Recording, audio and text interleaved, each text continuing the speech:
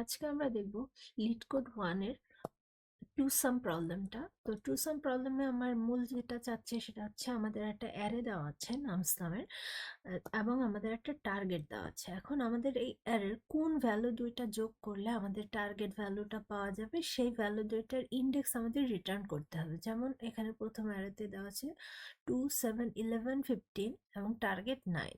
এখন আমাদের আউটপুট 0 এবং 1, অর্থাৎ আমরা যদি 2 এবং 7 যোগ করি তাহলে আমাদের টার্গেট 9 পাওয়া যাবে।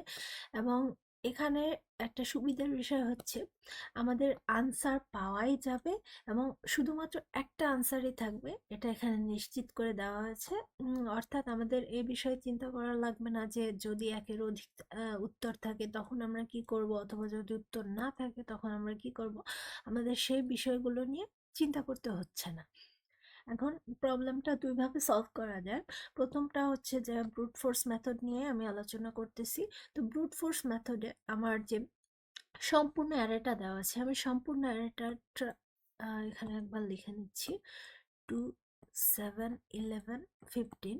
এখানে সম্পূর্ণ অ্যারেটা আমি একবার ট্রাভার্স করব এবং প্রত্যেকটা এলিমেন্টের সাথে প্রত্যেকটা এলিমেন্ট যোগ করে আমি দেখব কোন ক্ষেত্রে আমার টার্গেট ভ্যালুটা আমি পাচ্ছি।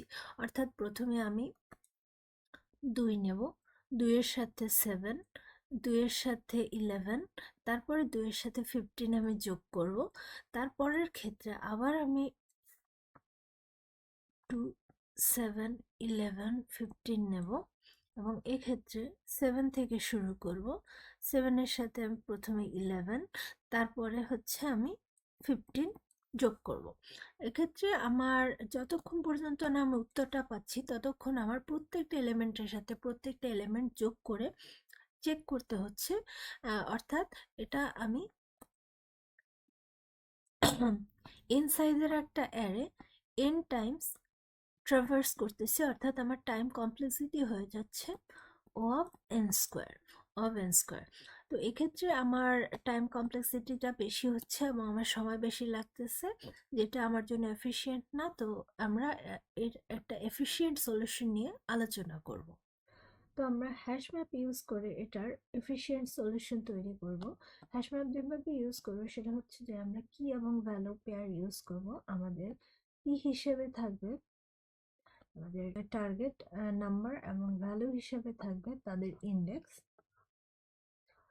অর্থাৎ আমি যদি এবং আমি যেটা বের করব সেটা হচ্ছে প্রত্যেকটা নাম্বারের ক্ষেত্রে, যেমন i ইকুয়ালস টু 0 এর ক্ষেত্রে 2, 2 এর ক্ষেত্রে 9 মাইনাস 2 এর কমপ্লিমেন্ট হচ্ছে 7। 7 আমার হ্যাশ ম্যাপে আছে কিনা, যদি থাকে তাহলে আমি কারেন্ট কমপ্লিমেন্ট এর যে ইন্ডেক্সে আছে সেই ইন্ডেক্স এবং কারেন্ট টার্গেট যে নাম্বার তার ইন্ডেক্স আমি অ্যান্সার হিসেবে প্রিন্ট করব। আর যদি না থাকে তাহলে কারেন্ট যে টার্গেট নাম্বার 2 এবং তার ইন্ডেক্স 0 আমি এখানে রাখবো। তো দ্বিতীয় আবার i ইকুয়ালস টু 1 এর ক্ষেত্রে, যেটা 7, তখন 9 মাইনাস 7 কমপ্লিমেন্ট হচ্ছে যে 2।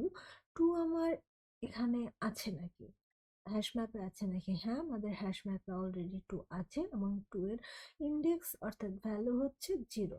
তাই আমাদের অ্যান্সার হিসেবে প্রিন্ট হবে 0 এবং কারেন্ট ইন্ডেক্স হচ্ছে যে 1, এই 1। এটা হবে আমাদের অ্যান্সার।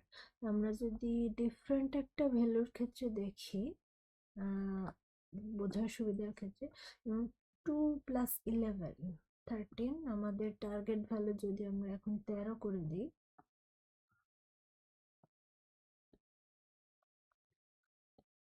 টার্গেট ইকুয়ালস টু 13, তাহলে আমাদের নতুন করে একটা হ্যাশ ম্যাপ ক্রিয়েট করে দেখাচ্ছি কি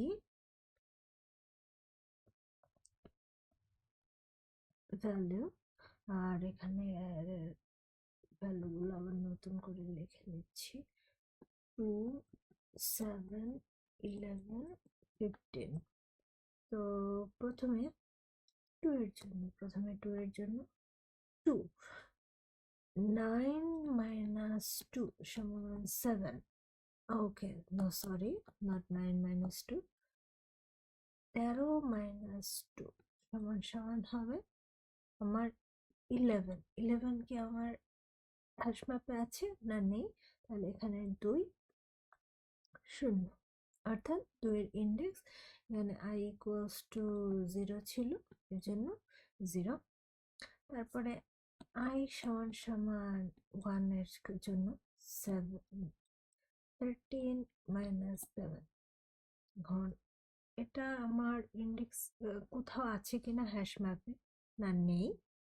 সুতরাং এখানে আমি বসাবো 7, 1, এরপরে 2 এবং 13 মাইনাস 11 ইকুয়ালস টু কমপ্লিমেন্ট 2। এখন 2 আমার কোথাও আছে কিনা হ্যাশ ম্যাপে, যেখানে আমার 2 আছে এবং 2 এর ইন্ডেক্স অর্থাৎ ভ্যালু হচ্ছে 0, এবং আমি কারেন্টলি আছি ইন্ডেক্স 2 তে, অর্থাৎ এখানে আমার অ্যান্সার হবে 0 এবং 2, অর্থাৎ 0তে আছে আমার 2 এবং 2তে আছে 0, 1, 2, 2তে আছে 11।